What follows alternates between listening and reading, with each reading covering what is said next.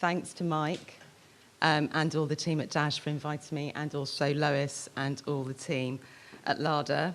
I have to say, when I found out about the gong this morning, I felt a little bit like I might be on Britain's Got Talent. So please be kind to me. I did time myself this morning at 6 minutes. So obviously after 5 minutes, if you want to hear to the end, to the kind of crunch point. Lois is going to be kind to me today because I've pleaded. Do you want me to start now, Melanie? I will say when. I'm going to introduce what I'm going to talk about today. So, but also I want to point to what Abid said. I think it was really good that he pointed up what was happening in London and Birmingham today, because I think, we're in here today in I would argue, a little bit of an echo chamber, so that the question of absence and loss is really important. So my presentation has at its core a provocation, which is about the usefulness of the term diversity in the context of the arts.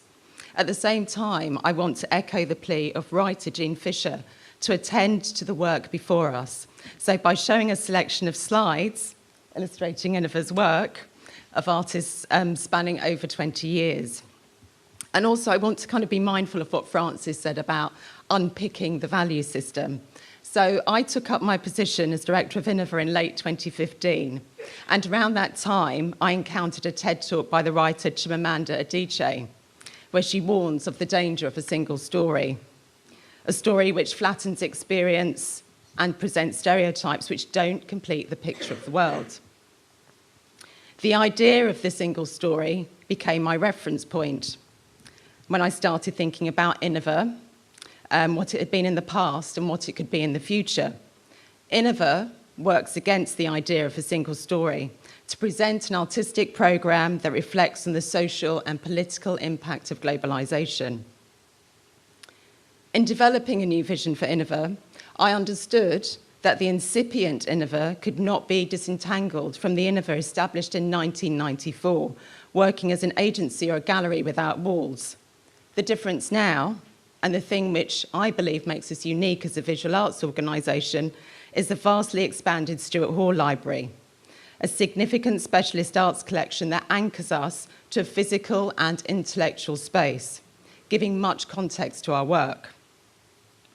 The library, established at the same time as Iniva, harnesses the space of the international in ways which are more apposite for today's nimbler and leaner Iniva.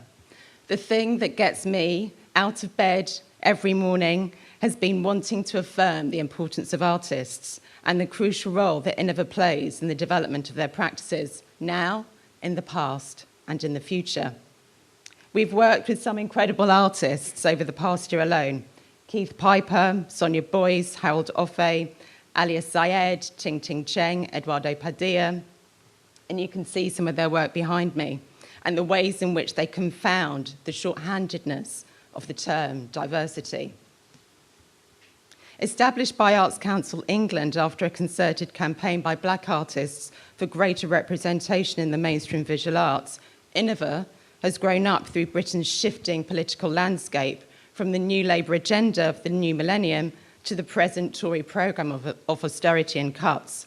In parallel, policy-driven imperatives have morphed from the Cultural Diversity Action Plan in 2001 and its earlier incarnations to where we find ourselves now, deep in the creative case for diversity.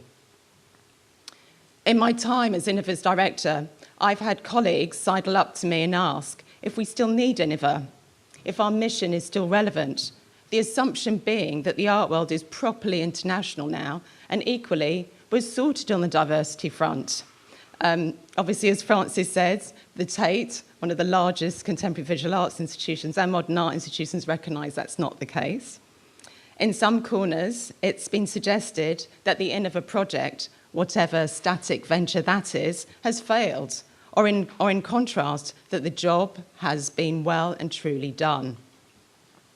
Across the space of 20 plus years, Iniva's mission has shifted from being one that focused on working with artists from a plurality of cultures to a focus on culturally diverse visual arts, to exploring the diversity of contemporary society through the visual arts, to our current focus, where artistic practice recognises the forces of globalisation at play in relation to questions of nationhood.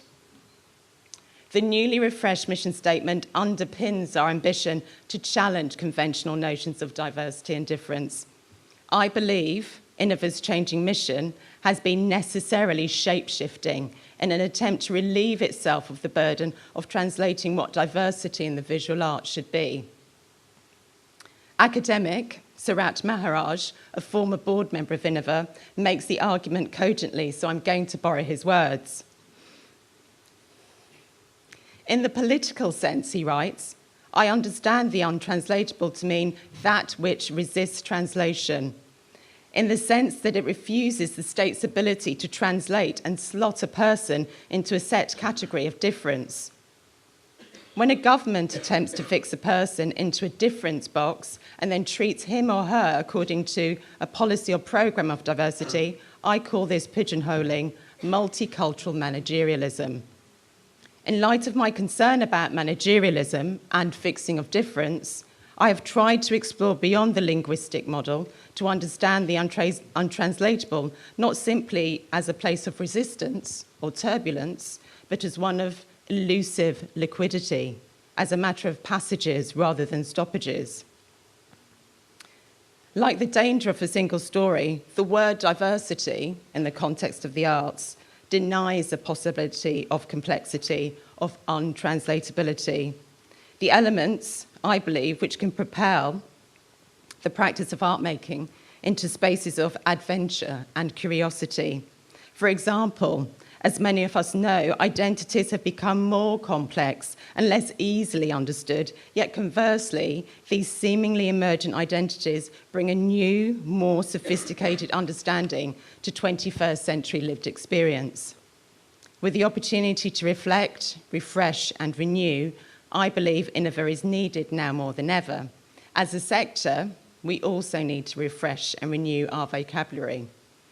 At the risk of making Iniva out to be the prodigal child of Arts Council England, I want to know who framed diversity.